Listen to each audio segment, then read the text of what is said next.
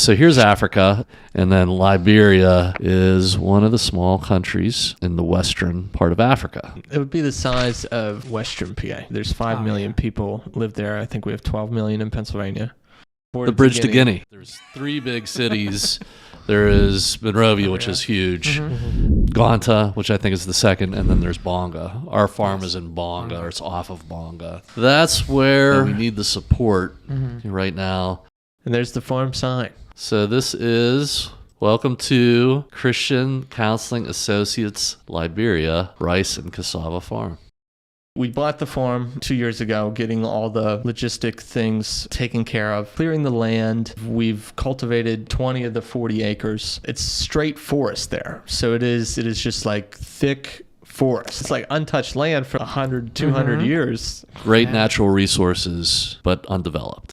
This is like a great example here, because this here is what we got to get out of there. This right here, that needs all pulled out of there and to set the swamp. That's the next major part that needs to happen, because can you imagine just trying to weed around this by hand? Yeah. And that's what they're doing. They're trying to plant around this. It's good that it's sitting, because now that it's all dead, it'll be easier to pull out now that it's begun the decomposition process a little bit. But this picture right here, I think really does highlight just a great job the workers are doing there already, that they are able to cultivate this. I mean, if I drove past with a tractor, I'd just keep driving, but they're doing it. They've got a pretty nice looking crop over there for what they have to deal with in the methods that they're using. It was impressive. You have to give the root systems a year to die before you can pull those up. So after we cleared that, you have to wait for that to be ready to pull up.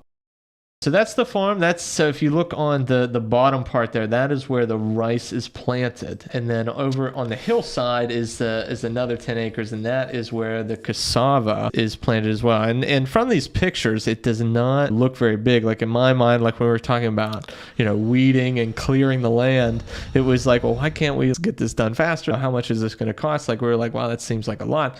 Then you go there and you imagine that this was thick forest that they had cut down and burned, and how made this into a workable farm. What I had learned on this trip from Tom and the other expert farmers is that you cannot really just slash and burn and then have like a farm. This first planting is not going to yield as much as like the next planting, because over time the ground becomes more fertile. Yeah, so if you manage the nutrients right and you get a good crop rotation, you'll see a lot of things. Particularly speaking, if you're burning, it destroys the nitrogen in the soil. Yeah. Fertilizer over there, they have access to it, but it's not in abundance. They were telling us the nitrogen, the ammonia that they were spreading, they just take it by hand and broadcast it, which was mind-blowing to me. That's their measure of how they're doing that.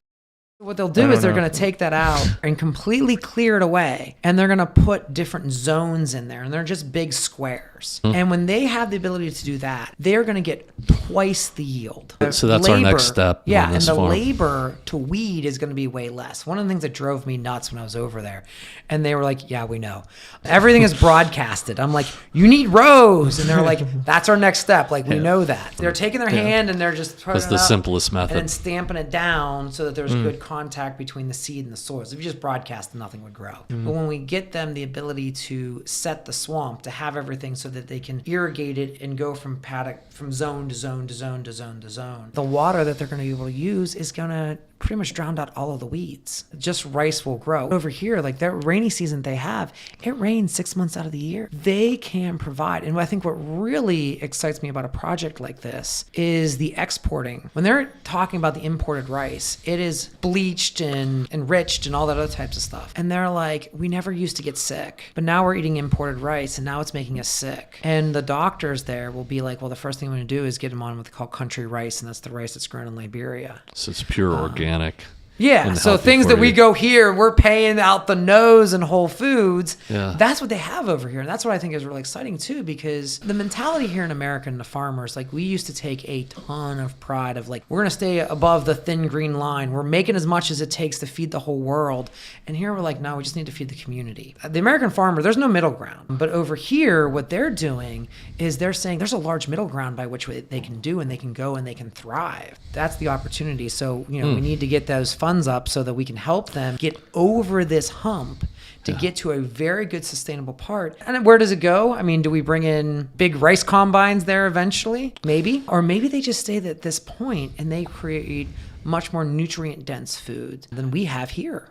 They import 85% of their rice. It's millions of dollars of rice to feed a country of 5 million people. So if you take any funds and you say, I'm going to use this in Liberia to buy somebody food, that $100 that you spend immediately leaves the country and goes to where they're importing it from, India, China. Right, the money goes to somewhere else. That comes from tax or subsidies from some other company. Now they just give that away to get this rice when the rice could be coming from the country, and then people would be earning money and selling it, and that money would all stay in the country. Yes. And that has to happen someday if Liberia is going to have an upsurge and an improved quality of life.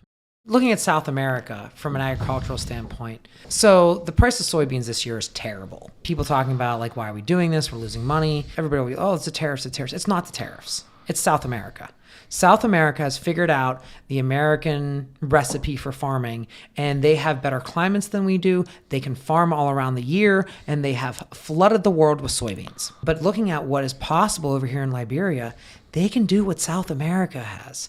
And if you look at where South America has brought themselves from a sense of agriculture, from being kind of a poor place, and to being the absolute agricultural powerhouse that they are in Brazil, where they can do what Alex was talking about, having 4 crops a year of rice. You go from this as being nothing to 4 crops a year of rice. That 15% of the rice that's consumed, there's no reason they can't do 100. There's no reason they can't be an exporter of rice with the climate and the resources that they have. Yeah. They just need that starter and to be able to prime the pump. And you're seeing that here. Now, how long is it going to take? Where's the donor who wants to give a ton of money? You know, like...